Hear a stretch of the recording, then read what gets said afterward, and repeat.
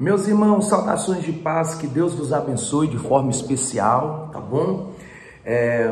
Como os irmãos sabem, nós não tivemos condições de ter a última aula devido à queda de energia, né? Devido à chuva.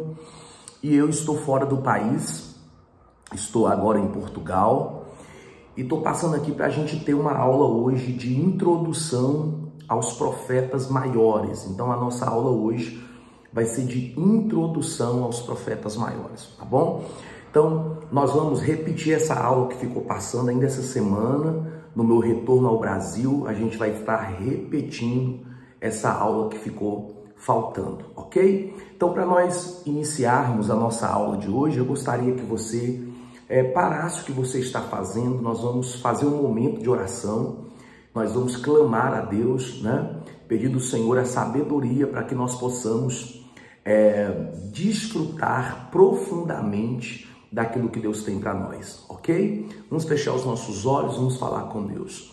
Senhor Deus de Abraão, de Isaac e de Israel, eu quero pedir ao Senhor que nessa tarde o Senhor possa manifestar o teu poder e a tua glória, que o Senhor possa agir sobre nós de uma forma especial e sobrenatural, e que a mão do Senhor seja liberada sobre a nossa vida, e que esta tarde, ó Pai, o Senhor possa ministrar ao nosso coração o poder do Senhor, a graça do Senhor, a unção do Senhor, nos direcionando, ó Pai, para que nós possamos entrar profundamente na Tua Palavra e para que nós possamos ser edificados para a glória do Teu santo nome, em nome de Jesus. Queridos, na nossa divisão do Antigo Testamento, nós dividimos o Antigo Testamento em 4 partes importantes. A primeira parte nós chamamos de Pentateuco, né? O Pentateuco são aqueles 5 primeiros livros do Antigo Testamento, né? Gênesis, Êxodo, Levítico, Números, Deuteronômio. Nós chamamos de Pentateuco. Logo depois, nós vamos ter os livros históricos. E o que são os livros históricos? É o período em que Israel chega em Canaã. Os livros históricos vão até a volta do cativeiro. Esse período de Israel chegando em Canaã, os livros históricos vão narrar a história de um povo, que é a história de Israel. Logo depois, nós temos o que nós chamamos de livros poéticos, né? Ou os livros da poesia, né? E depois nós temos os livros proféticos. Os livros proféticos, eles são 17 livros. Então, quando nós falamos da profecia do Antigo Testamento, nós falamos de 17 livros, né? Só que os livros proféticos são divididos em 2. O primeiro nós chamamos de profetas maiores e depois de profetas menores. Os profetas maiores são 5 livros, enquanto os profetas menores são 12 livros. É interessante que essa expressão maior ou menor não fala da importância ou da relevância desses profetas, claro que não.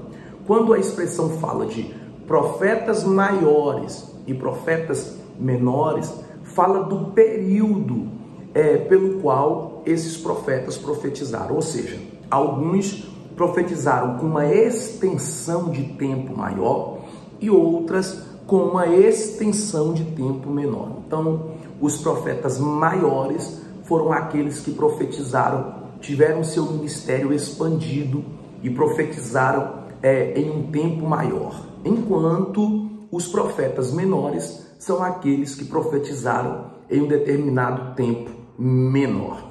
Então, nós vamos fazer a introdução hoje aos profetas maiores. Os profetas maiores são 5. Anota eles, por favor, na sua apostila. O primeiro é o profeta Isaías. O segundo é o profeta Jeremias. O terceiro livro é o de Lamentações. O quarto livro é o de Ezequiel. e o quinto livro é o de Daniel. Você pode anotar? Então são 5 livros que nós chamamos de profetas maiores. O primeiro, o de Isaías, o segundo, o de Jeremias, o terceiro, o de Lamentações, o quarto de Ezequiel e o quinto, o do profeta Daniel. Hoje nós vamos falar em específico, pontualmente, sobre o profeta Jeremias. Então, eu vou começar hoje pelo profeta Jeremias. Eu acho que é muito relevante a gente falar nesse primeiro momento sobre o profeta Jeremias, mas é fato que nós vamos falar sobre todos os profetas, maiores e também menores. Então, hoje nós vamos começar aqui nos nossos profetas maiores com o profeta Jeremias. O profeta Jeremias é chamado de profeta chorão. Ele viveu desde os tempos de Josias até o período do cativeiro. Então, o profeta Jeremias, ele é conhecido como profeta das lágrimas ou como profeta chorão, e ele viveu aí desde o tempo do rei Josias até o período do cativeiro. A página 49 da apostila conta que o autor do livro de Jeremias é o próprio Jeremias e que esse livro foi escrito entre 585 a 580 a.C. A palavra-chave, ou seja, a palavra que fala muito sobre o livro é arrependimento e também restauração, ou seja, Jeremias vai falar muito sobre arrependimento e também falará muito sobre restauração. O versículo chave de Jeremias é Jeremias capítulo 1, versículo 5. O que fala em Jeremias capítulo 1, versículo 5? Fala sobre o chamado de Jeremias, quando Deus chama, quando Deus comissiona, quando Deus dá ordem ao profeta para ele cumprir o seu ministério e a sua missão. Esse profeta, ele se acha incapaz de profetizar, porque ele se acha um menino, né? O menino aqui é alguém tão jovem que se acha incapaz de cumprir a missão profética que Deus tem com ele. Mas no versículo 5 do capítulo 1 do profeta Jeremias, Deus vai dizer para ele que antes que ele fosse formado no ventre de sua mãe, lá mesmo o Senhor já havia o escolhido e o separado para ser profeta. Então, Jeremias nasceu para profetizar. Profetizar, ser profeta, era o propósito de Deus para a vida de Jeremias. Jeremias nasceu com esse propósito. Qual o propósito, pastor? O propósito de ser profeta de Deus. Esse foi o motivo pelo qual ele nasceu. O livro é principalmente uma coletânea de profecias dirigidas principalmente a Judá. Capítulo 2, versículo 29, a Bíblia diz: mas também as 9 nações estrangeiras. Ou seja, esse livro ele é um compilado profético, ou seja, são profecias que são dirigidas à nação de Judá. Eu sempre gosto de explicar isso para os irmãos, que há uma diferença da nação de Judá para simplesmente a nação de Israel. Por quê? Porque a nação de Israel foi dividida. Quando Deus rasgou o reino de Salomão, ele dividiu a nação de Israel em duas. Do lado norte, nós chamamos de nação de Israel, ou do reino do norte, são 10 tribos, e a capital de Israel é Samaria. E do lado sul, nós temos o reino de Judá, e a capital de Judá é Jerusalém. Então Jeremias vai ter o seu ministério principalmente dirigido ao povo de Judá, à nação de Judá. Mas não só a nação de Judá, ele vai profetizar também para pelo menos 9 nações estrangeiras. Do capítulo 2 ao capítulo 29, o seu ministério é focado na nação de Judá. E do capítulo 46 ao capítulo 51, o seu ministério é dirigido às nações estrangeiras. Pelo menos 9 nações estrangeiras. Estas profecias focalizam principalmente o juízo de Deus, embora haja algumas que dizem respeito da restauração, especialmente do capítulo 30 e ao capítulo 33. Então, vamos focar esses 2 pontos para a gente iniciar das profecias de Jeremias. Então, primeiro, o foco no juízo. O que era o juízo? O preço da desobediência, da apostasia e dos pecados de Israel. Então, o juízo era a consequência de uma vida longe de Deus. Então, Jeremias falava sobre o juízo de Deus, as suas consequências, a consequência de viver uma vida fora do propósito de Deus. Mas não foi só isso o ministério do profeta Jeremias, pois ele também falou sobre a restauração de Israel. Ou seja, depois do período do cativeiro, depois do período do juízo de Deus, das consequências dos seus pecados, Deus restauraria Israel. Por exemplo, em Jeremias capítulo 31, versículo 2, ele diz: pois o povo que escapou da espada ou da morte no Egito encontrou graça no deserto. Eu virei e darei descanso a Israel. Então, quer dizer, Israel poderia ter morrido no Egito, mas Deus os guardou da morte. E eles encontraram a graça de Deus no deserto. Agora, estão vivendo as consequências dos seus erros, mas o Senhor está dizendo, vai vir o dia em que eu darei descanso a Israel. No mesmo capítulo 31, versículo de número 17, o Senhor diz, pois há esperança para o teu futuro, pois os teus filhos voltarão para a tua casa. Então, quer dizer, há uma promessa sobre a nação de Deus, sobre o povo de Deus, quando Deus diz, há esperança para o teu futuro. A sua história não vai acabar assim. Os teus filhos vão voltar para casa, Israel. Os teus filhos vão retornar, Israel. Os teus filhos vão voltar do cativeiro. Então, nós focamos algumas coisas importantes aqui, que é importante você gravar, porque vai ser de muito proveito para a sua vida. A primeira delas é que Jeremias foca seu ministério, do capítulo 2 ao capítulo 29, a nação de Judá. Segundo, que do capítulo 46 a seguir, Jeremias vai focar o seu ministério em pelo menos 9 nações estrangeiras. Terceiro, e também importante, é que as profecias de Jeremias, elas têm pelo menos 2 focos pontuais. A primeira é o juízo de Deus. O juízo de Deus fala das consequências que Israel pagaria pelos seus pecados, por uma vida longe de Deus e pela sua apostasia. Segundo, a restauração. O Deus que corrige, o Deus que pune por causa dos seus pecados, ele também restaura. E há uma promessa de restauração.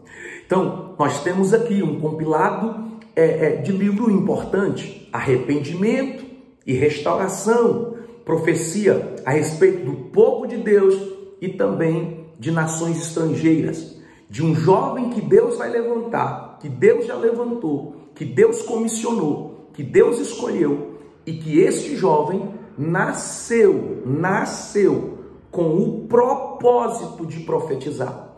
Antes que lhe fosse formado no ventre da sua mãe, eu lhe escolhi e as nações lhe dei por profeta. Isso é poderoso, isso é tremendo.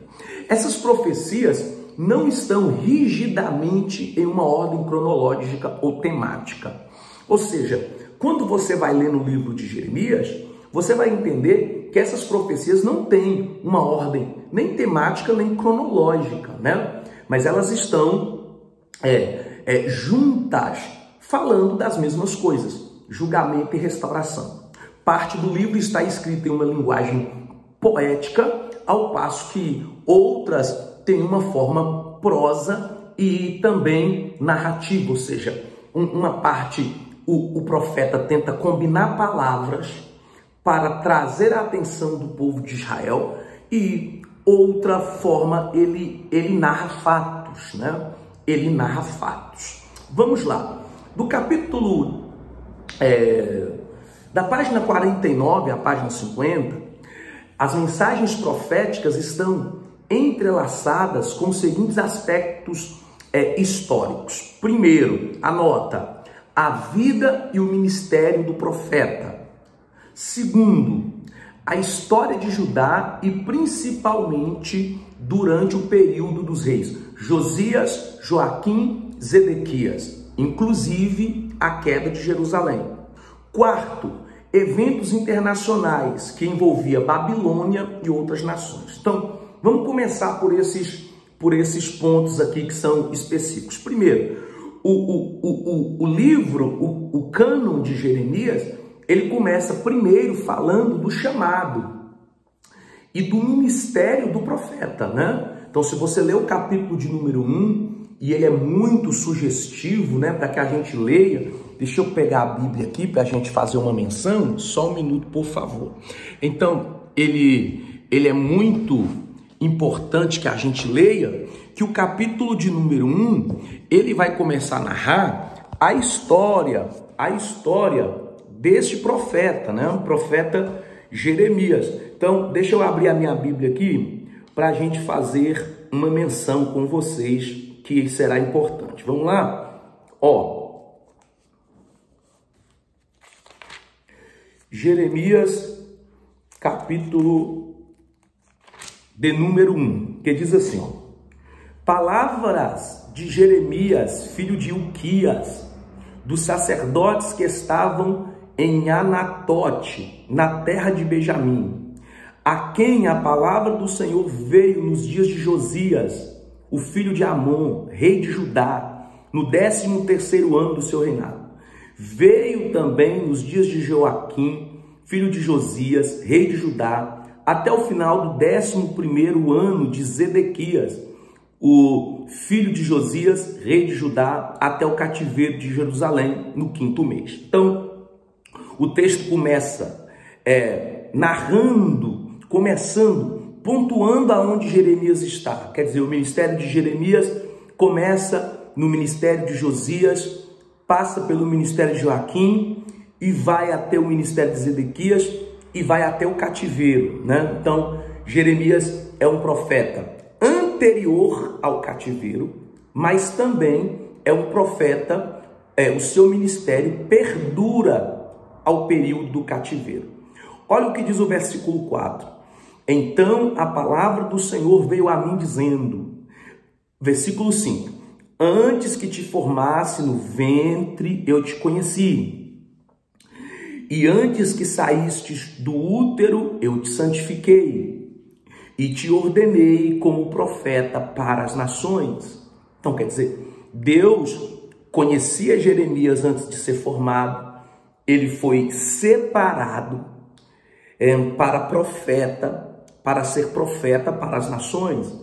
Então disse eu, a Senhor Deus, observe, eu não posso falar, pois sou um menino. Então quer dizer, Jeremias se acha incapaz de cumprir uma missão, porque ele se acha despreparado, ele se acha muito jovem, ele acha que não tem capacidade para cumprir esse propósito.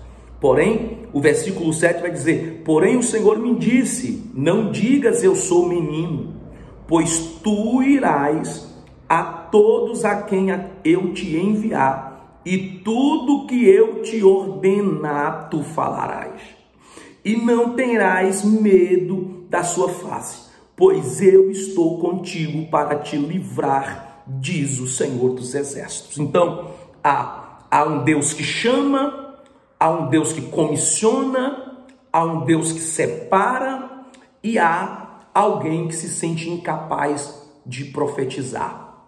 Alguém que se sente incapaz de cumprir sua missão, alguém que se sente incapaz de cumprir o seu propósito, mas este alguém é motivado pelo Senhor, dizendo: olha, você pode se achar um menino, mas eu vou te usar. Não digas tu, eu sou menino, porque tudo que eu colocar no teu lábio, tu profetizarás. Tu falarás tudo que eu te ordenar falar, e eu vou te livrar dos teus inimigos, porque assim diz o Senhor. Isso aqui é tão profético, isso aqui é tão poderoso, né? Porque fala muito do nosso ministério, né? Nenhum de nós nos sentimos capacitados para cumprir as promessas de Deus, né? Se você analisar, quando Deus chama a Moisés, no capítulo 3 do Êxodo, a palavra de Moisés é uma palavra similar de alguém que se sente incapaz, né? Ele diz: Senhor, eu sou um homem de duros lábios, né? Eu sou um homem de dura língua, eu tenho dificuldade de falar. Ele se sente incapaz diante do tamanho do chamado. Se você ler Isaías capítulo 6, você vai ver que quando Isaías tem a visão do Senhor no seu mais alto e sublime trono, né? E os serafins voando de um lado para o outro, dizendo: Santo, Santo, Santo é o Senhor, e toda a terra está cheia da sua glória.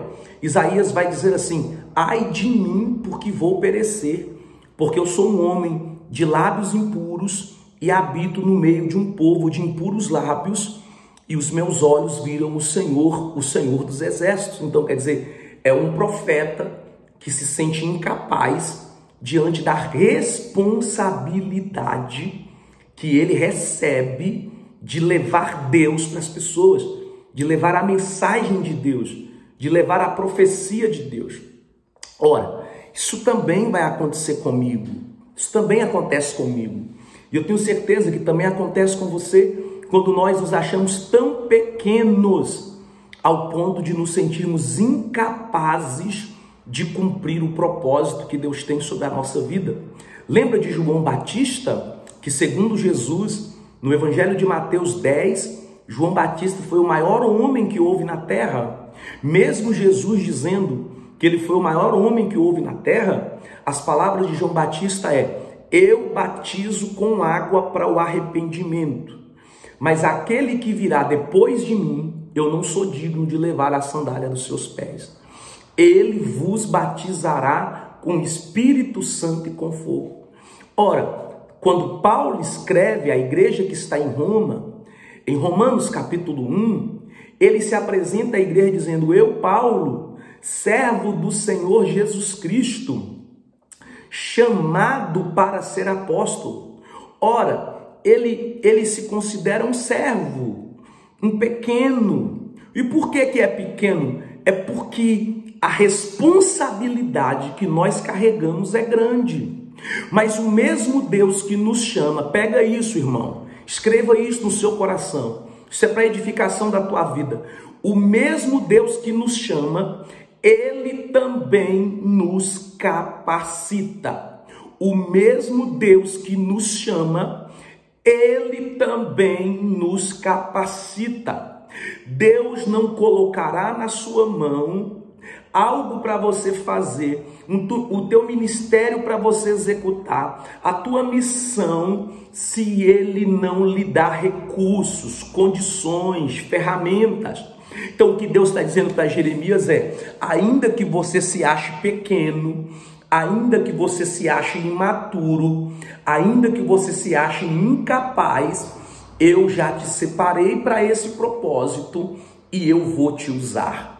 Eu vou te usar. Isso aqui é profético, isso aqui é tremendo, isso aqui é para a glória de Deus. Então, o segundo ponto e especial é que Jeremias vai narrar a história de Judá, principalmente durante o período desses 3 reis. Anote isso, porque isso pode cair na sua avaliação.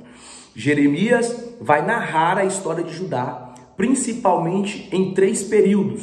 O período do rei Josias, o período do rei Joaquim, seu filho, e o período do rei Zedequias. Inclusive, Jeremias narra a queda de Jerusalém, ou seja, quando Nabucodonosor entra em Jerusalém, derruba suas muralhas, queima suas portas, leva os utensílios do templo, leva o povo escravo. Nós vamos ver isso contado pelo profeta Jeremias.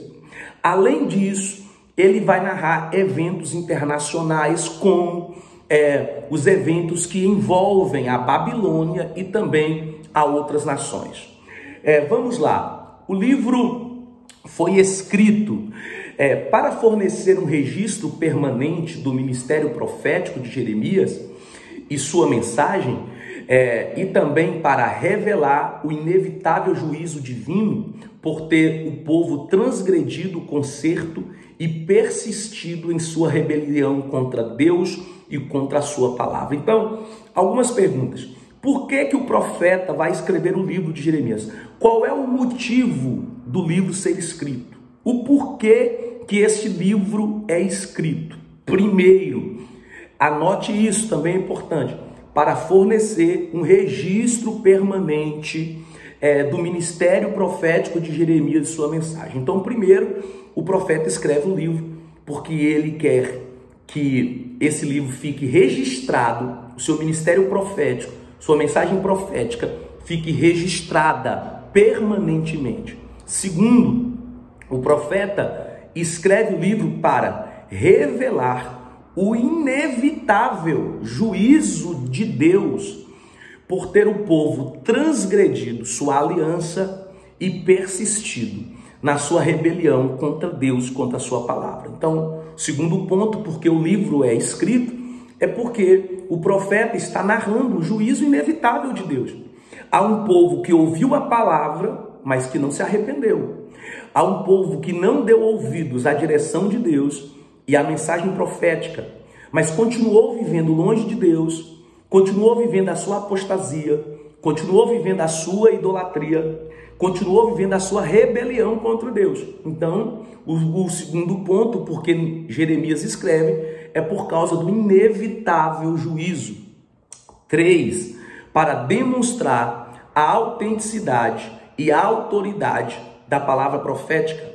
Muitas das profecias de Jeremias foram cumpridas durante a própria vida do profeta. Outras, que envolviam um futuro distante, foram cumpridas posteriormente.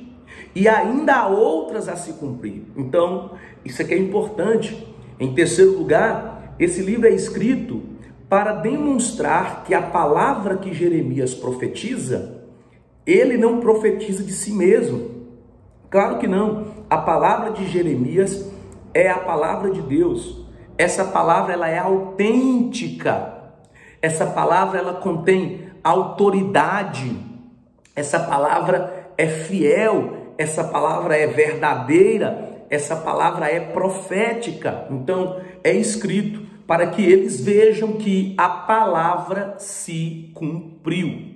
Isso é tremendo, né? Então, nós temos aí pelo menos 3 objetivos principais para que Jeremias pudesse escrever esse livro. Vamos lá. Como o chamado de Jeremias propunha-se a que ele profetizasse a nação durante os últimos anos de seu declínio e queda, é compreensível que o livro do profeta esteja cheio de prenúncios sombrios. O cenário envolve muitas localidades de dor, de destruição e assim por diante. Jeremias, ele vai profetizar antes da queda de Israel, né? Pouco antes de Israel ser levada cativa, cativo, pouco antes de Israel ser destruída, da cidade de Jerusalém ser destruída, Então Jeremias vai profetizar o declínio, E por causa disso, a sua profecia está cheia de ações, de prenúncios sombrios, importante a gente pontuar a respeito de quem será o instrumento para que o juízo de Deus cumpra sobre Israel. quem será o instrumento para que o juízo de Deus cumpra sobre Israel?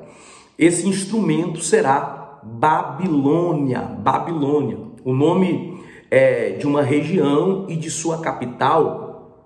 A gente começa a ver sobre Babilônia lá em Gênesis 10. Gênesis 10 fala do despertar de um líder perverso por nome de Nimrod. Pastor, quem foi Nimrod? Nimrod foi o primeiro conquistador da terra. Então, o primeiro conquistador da terra foi Nimrod. Nimrod construiu cidades como, por exemplo, Nínive, né?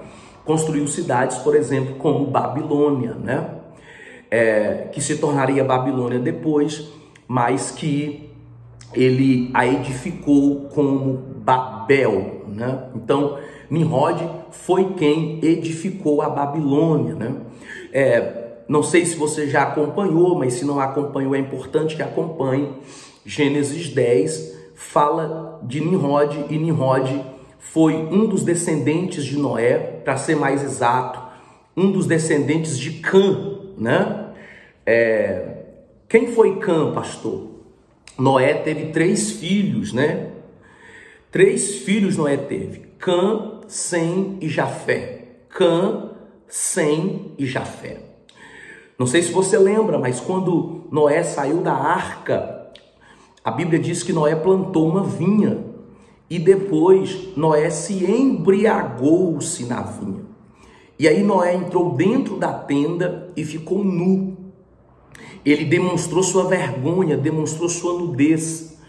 E quando Cã entra dentro da tenda e vê o pai nu, a Bíblia diz que Cã se escandaliza da vergonha do pai e ele sai da tenda chamando seus irmãos para ver a nudez, para ver a vergonha do pai.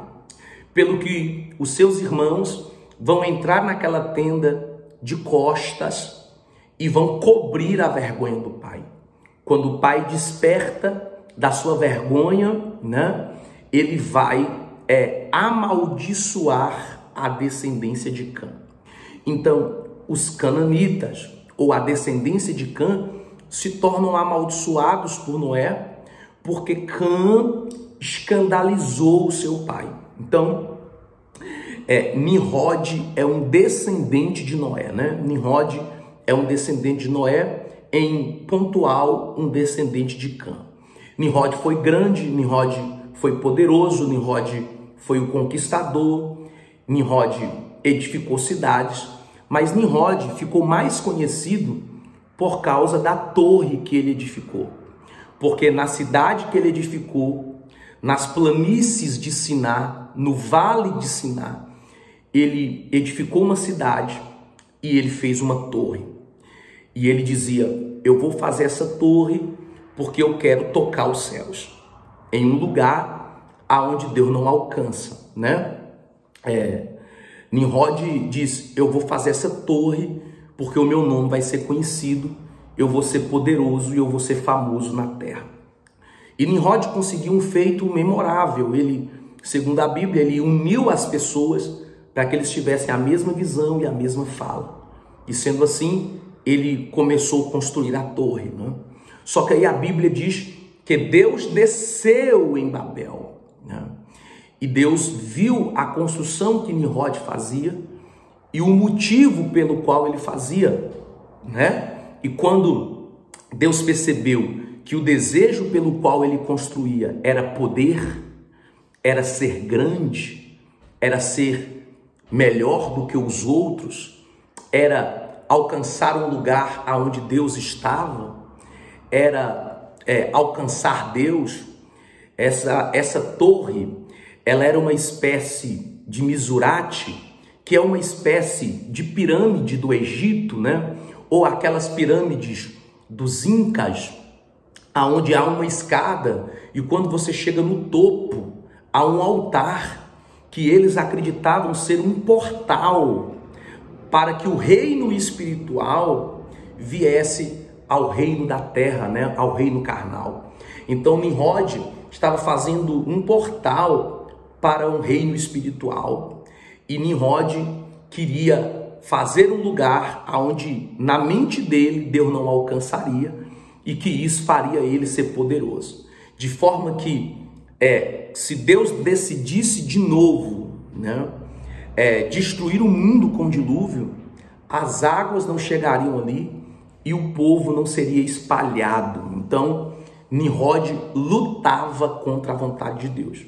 É por isso que Deus vai descer, vai olhar os feitos de Nimrod e vai destruir a torre, vai espalhar o povo e vai confundir as línguas. Então Deus faz 3 coisas importantes. A primeira, Deus destrói o que o homem construiu. A segunda, Deus espalha o povo na terra. A terceira, Deus confunde as línguas.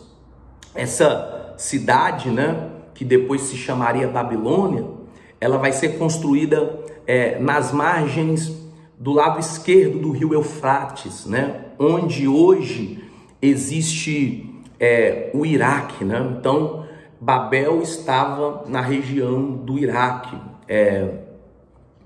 Essa torre, ela foi edificada como sinal daquela cidade e ela não foi terminada porque Deus desceu, destruiu, confundiu as línguas e espalhou o povo. Então, quem construiu Nimrod? Quem construiu Babilônia?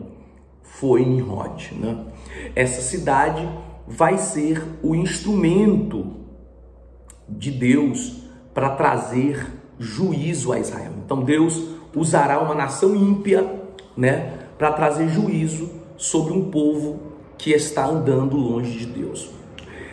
O reino localizado no sul da Palestina foi formado quando as 10 tribos do norte se revoltaram contra Roboão e formaram o reino de Israel sob o comando de Jeroboão. Então, primeira coisa, nós entendemos o que era Babilônia, como Babilônia foi formada. E aqui agora nós estamos entendendo como foi formado o Reino do Sul. Então, quer dizer, eu falei sobre isso um pouco mais atrás, de que quando Deus ele rasgou o reino de Salomão, né, por causa da idolatria de Salomão ter servido a outros deuses, Deus vai rasgar o reino de Salomão.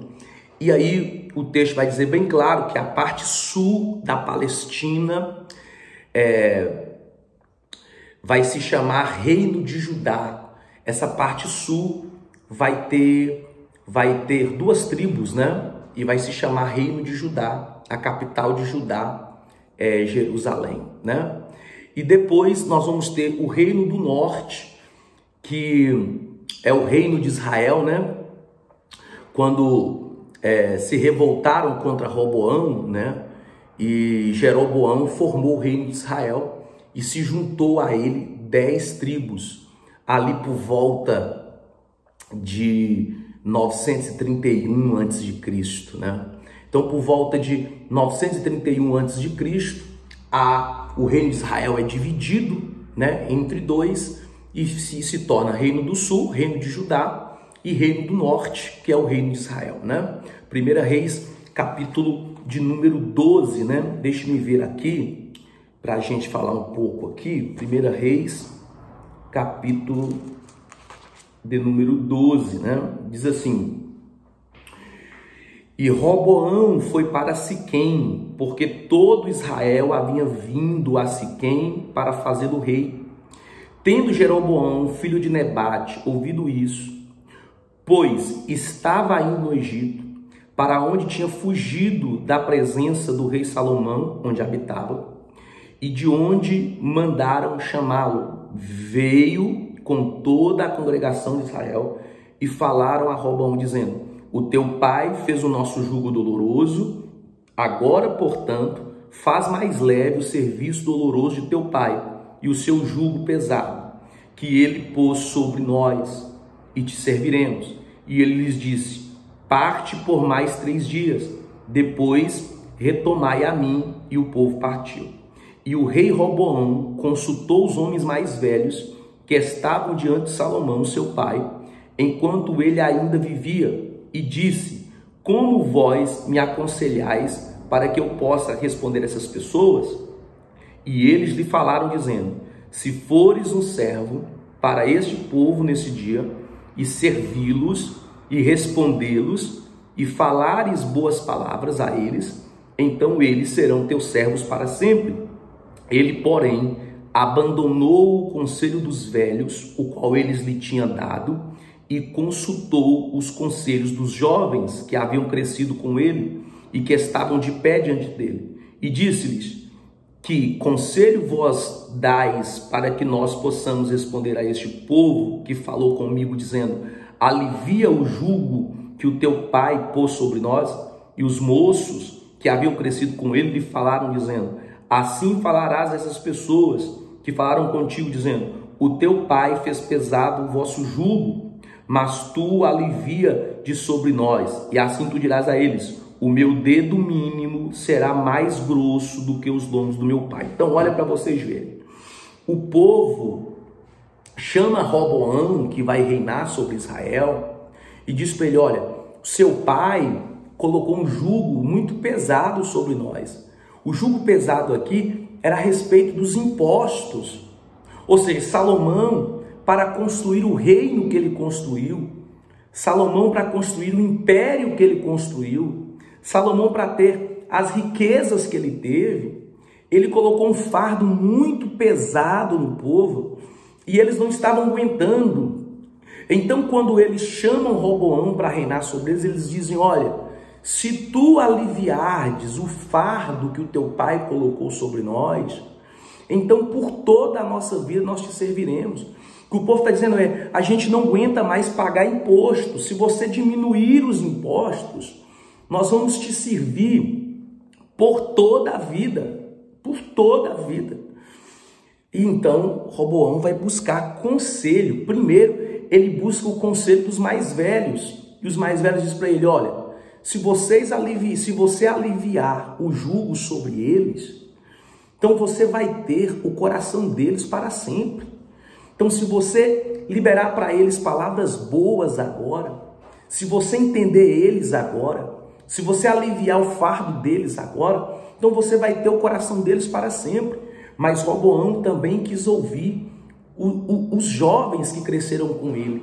E estes o aconselharam dizendo: quando eles vierem a ti daqui 3 dias, você vai dizer para eles que o seu dedo menor será mais grosso, mais poderoso do que os lombos do seu pai. Ou seja, que você ainda vai colocar mais jugo do que o seu pai colocou. Então, Roboão querendo levar as pessoas com um braço forte, com um jugo grande, fez com que, adjunto à promessa de Deus de rasgar o reino de Salomão por causa dos seus pecados, né?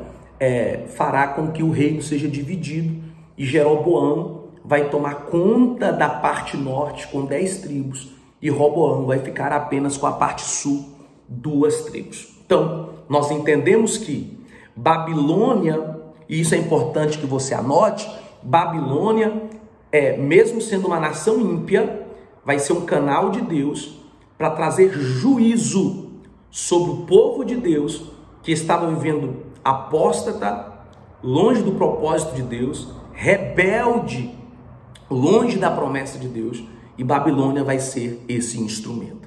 Essa Babilônia é a mesma Babilônia, ou a mesma Babel, né? A palavra Babel fala de confusão, mas tem pessoas que também traduzem Babel como portal, né? Um lugar onde há manifestação. E é essa Babel que vai ser, essa Babilônia que vai ser o canal do juízo de Deus.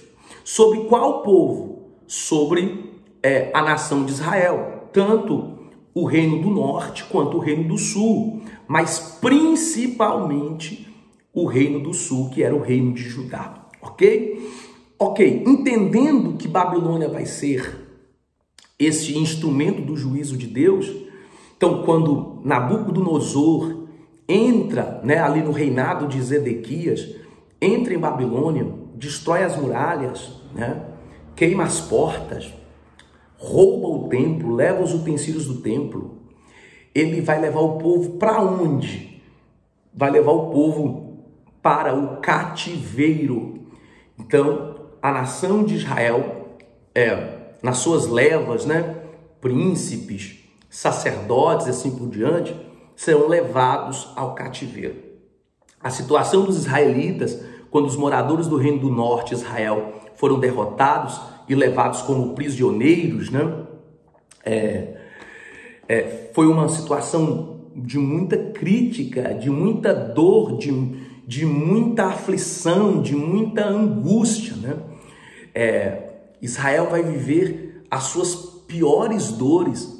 Em um livro posterior, que nós vamos falar sobre Lamentações, que também é o profeta Jeremias que escreve, né? Esse profeta das lágrimas, esse profeta que chora, ele vai falar da extrema dor que Israel vai viver diante do cativeiro babilônico, né?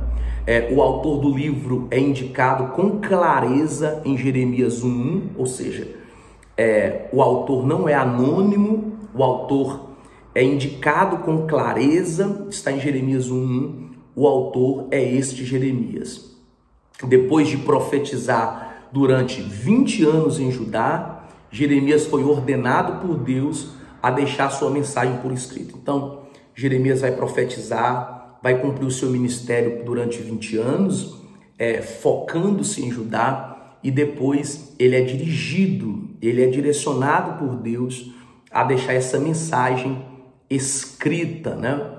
O que tornaria para nós um cânone inspirado, né? Então Jeremias escreve inspirado, Jeremias escreve por revelação, né?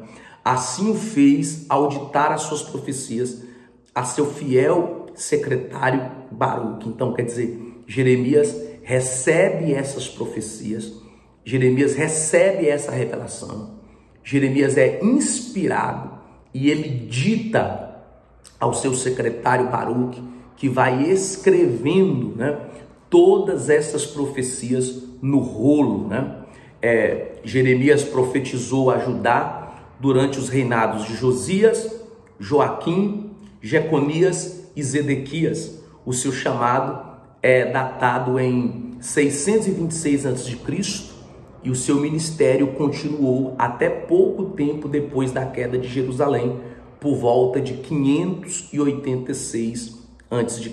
Então, até um pouco depois da queda, né, de Jerusalém, até pouco depois de Israel ser levado ao cativeiro, Jeremias ainda profetizava, né? O livro de Jeremias.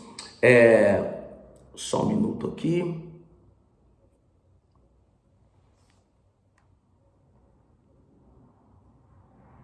Só um minuto aqui, queridos. Aqui, pronto.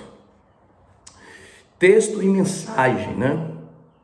Texto e mensagem. Primeiro texto. O livro de Jeremias, em seu estado atual, é composto de textos em forma poética e em textos em forma de prosa. Os textos em prosa apresentam, em geral, o melhor estado de conservação do que os textos poéticos, né? Características da prosa: recorre a um discurso livre, direto, linear, utilizado predominantemente uma linguagem denotativa e literal. Expressa um pensamento racional, analítico, objetivo, real. Não está sujeita à estrutura, rima, ritmo, musicalidade da poesia. Então, vamos entender. Nós temos aqui pelo menos duas formas do texto ser escrito em Jeremias. A primeira delas é uma forma de prosa. Ou seja, essa forma de prosa, os textos estão muito mais palpáveis, né? Eles apresentam muito melhor estado de conservação. O que Jeremias traz na prosa? Uma mensagem linear, literal, correta, objetiva, real. Ou seja, Jeremias está falando de assuntos verdadeiros, né? Assuntos que aconteceram, assuntos que são reais, né? Profetizando verdades, né? E esses textos não têm necessidade de terem rima, de terem ritmo, de terem musicalidade, né? Não eram. Essa primeira parte não é poética, não é poesia, né? mas ela é literal, demonstra o objetivo, ela é racional, né? A consequência dos pecados de Israel. Depois, nós temos uma linguagem poética, né? E o que é esse texto poético, né? O texto poético é um texto rico em figuras de estilo, das quais se destacam a anáfora, a metáfora, a personificação, a comparação. O texto poético apresenta-se em versos e estes agrupam-se muitas vezes em estrofes, ou seja, o texto poético, né, ele traz rimas, ele traz musicalidade, ele traz ritmo, né? Ele se agrupa em estrofes para melhor interpretação daqueles que estão lendo, né? Então, é interessante a maneira como esse texto ele é escrito, né?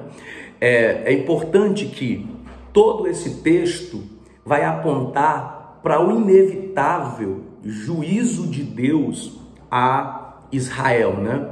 E também a esperança do porvir e o destino das nações. Então, quer dizer, o texto de Jeremias, ele vai apontar o juízo inevitável de Deus, consequência dos pecados de Israel, mas também ele vai apontar para a restauração, né? Para a esperança, né? Que Deus vai trazer ao coração do povo quando eles vão voltar para a terra prometida, a terra de Israel. Esse é o destino deles, né?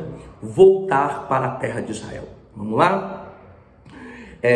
Nós já falamos, né, sobre os reis da época de Jeremias, Josias, Jeocás, Jeoaquim, Joaquim, Zedequias, né? É interessante que todos esses nomes, né, eles têm significados importantes, né? E muito pontuais. Eu gostaria até que você anotasse isso, porque isso é muito importante. Por exemplo, Josias, Jeová cura, né? Então, o significado de Josias, Jeová cura. Jeocás, Jeová prendeu. Jeocás, Jeová prendeu.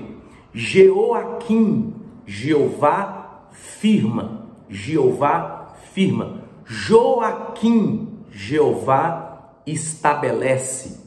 Jeová estabelece. Zedequias, justiça de Jeová, ou Jeová faz justiça, ou justiça de Jeová. Importante gravar isso, tá bom? A mensagem do livro era uma mensagem de arrependimento e aviso do juízo vindouro, né? Então, quer dizer, ou vocês se arrependem, ou há arrependimento, ou há mudança de rota, ou há mudança de caminho, ou haverá juízo, né? E ou há mudança, ou arrependimento, ou haverá juízo. Como Amós e Oséias, ele baseou o seu ensino sobre a relação de Jeová a Israel. Jeová tinha escolhido Israel e feito uma aliança com ele. Então, quer dizer, assim como profetas menores como Oséias e Amós, o que Jeremias foca? Ele foca no relacionamento de Deus com Israel, de Jeová com Israel, na aliança que Deus tem com Israel. Israel é o seu povo escolhido. Israel precisava se comportar como o povo escolhido de Deus, né? Então, quer dizer, ser escolhido fazia com que Israel tivesse privilégios, mas ser escolhido também faria com que Israel tivesse obrigações, né? Então, havia privilégios, mas também havia obrigações, né? Cumprimento da palavra, que era necessário para estabelecer uma aliança com Deus, né? Jeremias, assim como Oséias e Amós, ele emprega figuras de linguagem. Por exemplo, o profeta Oséias, perdoe-me, ele emprega uma figura de linguagem falando sobre o matrimônio. Então, Oséias capítulo 1 quando o Senhor se revela a Oséias, ele diz: olha, vai à casa das prostituições e toma uma filha das prostituições como tua esposa. E aí o texto diz que Oséias vai à casa das prostituições e toma Gomer como a sua esposa. Então ele vai tomar uma prostituta como esposa e vai se casar com ela. E Gomer vai lhe dar um filho. Só que Gomer vai deixar a casa de Oséias e vai voltar para a casa das prostituições. E Oséias vai ir de novo atrás de Gomer. E quando Gomer volta, ela volta grávida, mas mesmo assim, Oséias a toma por esposa. Mas Gomer vai de novo abandonar Oséias e vai de novo à casa das prostituições. Então, o texto ainda vai dizer em Oséias 2, 14 e 15: e eu a levarei ao deserto, porque ali falarei ao seu coração, e farei do vale de Acor, farei no vale de Acor uma porta de esperança. O que Deus estava falando através do profeta Oséias? É que Israel era Gomer, que vivia na casa da prostituição. E Oséias era o símbolo de Deus, que mesmo Gomer se prostituindo com quem, pastor? Com outros deuses. Então Deus estava falando em uma figura de linguagem sobre a idolatria de Israel, se prostituindo com outros deuses. Mesmo assim, Deus foi lá e resgatou Israel e trouxe para si. O problema é que agora Deus deu nome para Israel, Deus deu casa para Israel, Deus deu uma geografia para Israel, Deus abençoou Israel, e mesmo assim Israel vai se desviar e vai voltar para a casa das prostituições. Ou seja, vai voltar a se prostituir, vai voltar viver a idolatria. Mas Deus ama Israel de uma maneira tão profunda que Deus novamente vai resgatar Israel. Então, quer dizer, essa figura de linguagem do matrimônio demonstra o relacionamento que Deus tem com Israel, né? Então, esse relacionamento matrimonial, esse relacionamento de filiação, ou seja, de pai para filho, para descrever a intimidade relacional entre Israel e Deus, né? E os deveres implicados nessa relação. Então, quer dizer, quando eu falo do relacionamento do filho para com o pai, eu falo de um relacionamento de honra, né? Quando eu falo do relacionamento de um filho para com o pai, eu falo de um relacionamento de honra, eu falo de um relacionamento de respeito, eu falo de um relacionamento de amor, né? Tem um texto de Malaquias 1, 6 que eu amo muito, quando o Senhor diz assim: vocês me chamam de Senhor, e se eu sou o vosso Senhor, aonde está a obediência? Mas vocês também me chamam de pai, e se eu sou o vosso pai, aonde está a minha honra, né? Então, o relacionamento de um filho para com o pai é um relacionamento de honra. É por isso que esse mandamento é um mandamento de promessa. Honra o teu pai e a tua mãe, para que os seus dias se prolonguem sobre a terra, né? O relacionamento da esposa para com o marido é um relacionamento de respeito, né? É um relacionamento de entrega, né? Então, era isso que Jeremias falava sobre essa relação. E essa relação de respeito, de entrega, era importante porque gerava fidelidade, né? Então, Israel, que era a noiva, precisava ser fiel ao noivo, né? E quando eles se desviavam e traíam o noivo com outros deuses, isto implicava em um juízo, né? Em uma consequência, a consequência dos seus pecados, né? Então, é importante entender isso. O profeta e a sua chamada, seu livro é uma autobiografia, um volume de confissões pessoais, pelo qual aprendemos a conhecê-lo, tanto na sua fraqueza como na sua força, e a simpatizar com ele no seu longo e árduo ministério. Eu acho isso aqui extraordinário, extraordinário. Quer dizer, o livro do profeta Jeremias, ele é uma biografia, né? E o que é uma biografia? É narrar a história de vida de um homem, né? Seus processos. E o que é interessante é que esse livro tanto narra esse Jeremias com as suas forças, com seu ministério impactante, com seu ministério profético, com seu ministério divino, um homem que gera o sobrenatural, mas também narra um homem com as suas fraquezas, né? Um homem com as suas dores, né? Um homem com as suas lágrimas, né? É por isso que nós chamamos ele de profeta chorão, um homem que narra suas dores, suas aflições, suas angústias, né? Então, quer dizer, ele não esconde suas fraquezas, né? Ele não esconde suas dores, né? Ele não esconde suas lágrimas. Isso que é lindo do ministério, porque o ministério, queridos, não é só aplauso, né? Então, as pessoas vão aplaudir o nosso ministério, né? Quando a igreja está cheia, as pessoas dizem, nossa, o pastor é uma bênção, né? Quando o pastor traz uma palavra, né? E muitas vidas aceitam a Cristo, nossa, que palavra poderosa, né? Quando o pastor entrega uma profecia, uma revelação, quando através do ministério do pastor, Jesus cura, né? Quando através do ministério do pastor, Jesus liberta, né?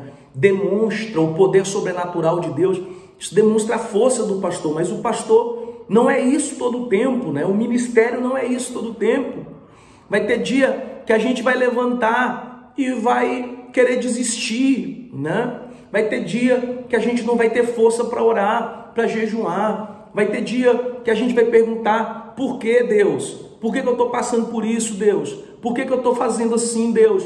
Por que eu estou sentindo assim? Pegou? Então, quer dizer, o ministério não é um conto de fadas, né?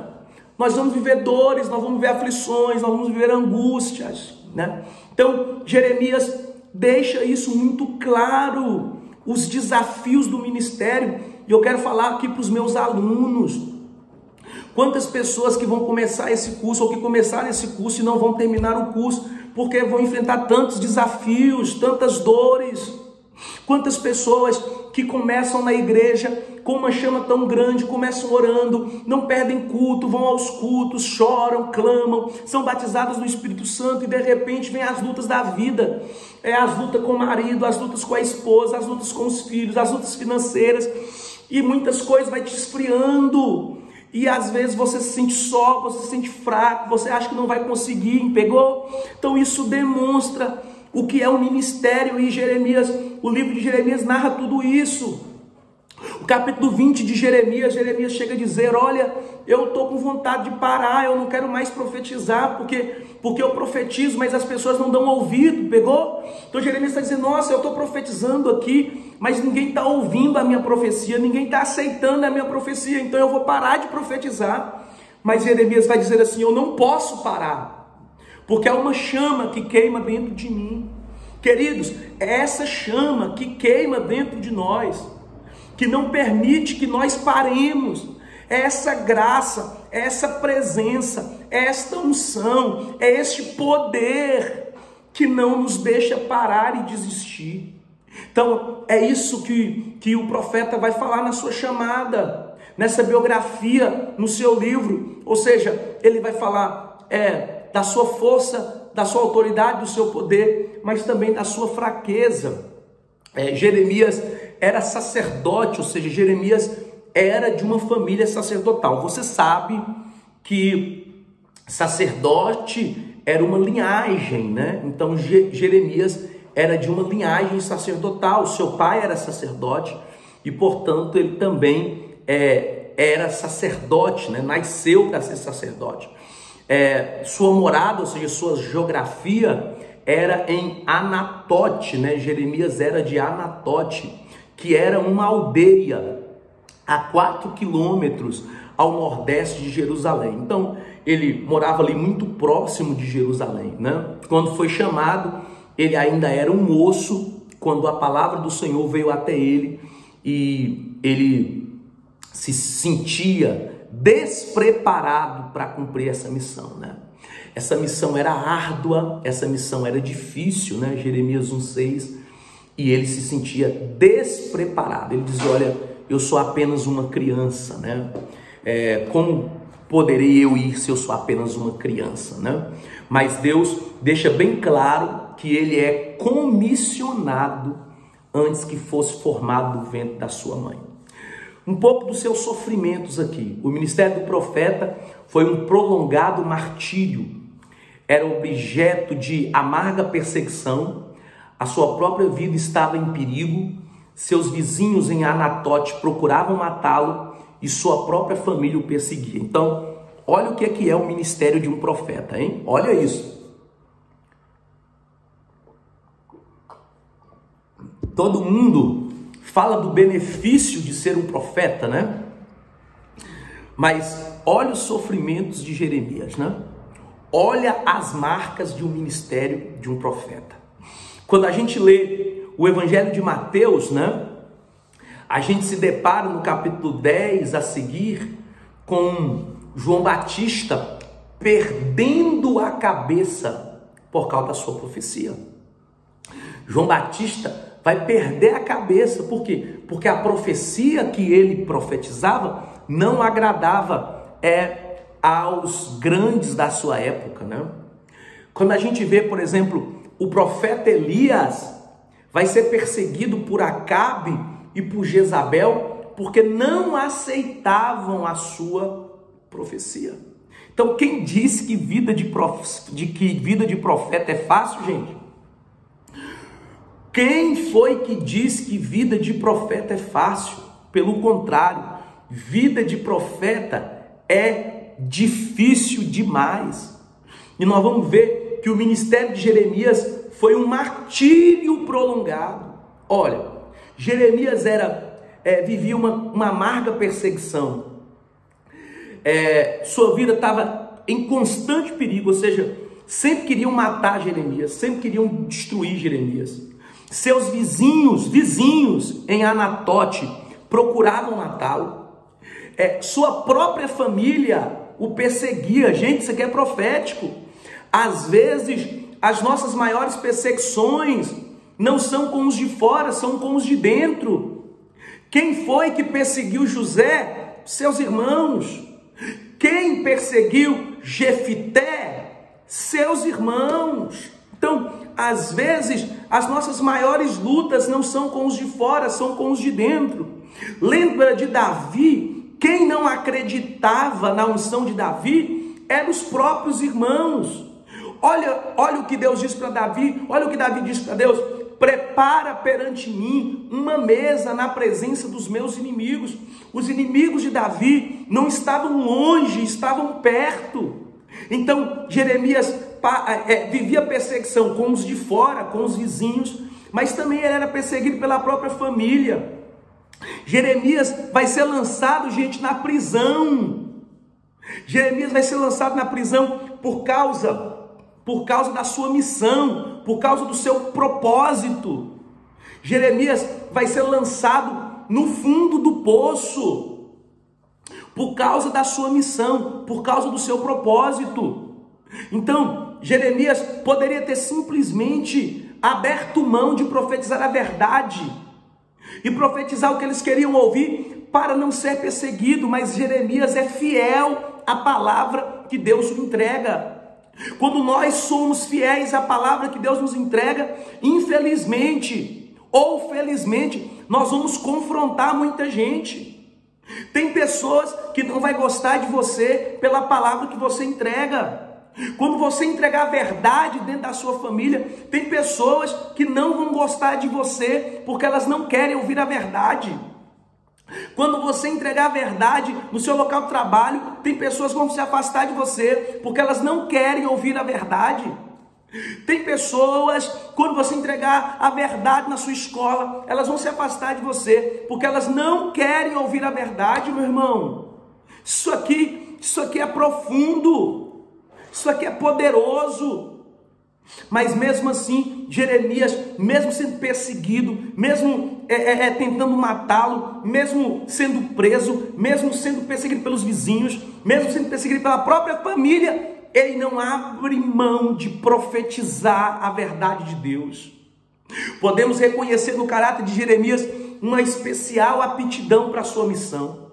A missão de Jeremias concernia não somente a Israel, mas as nações. Ou seja, Jeremias não era apenas profeta de uma geografia, mas profeta das nações. Ele era expositor do plano divino.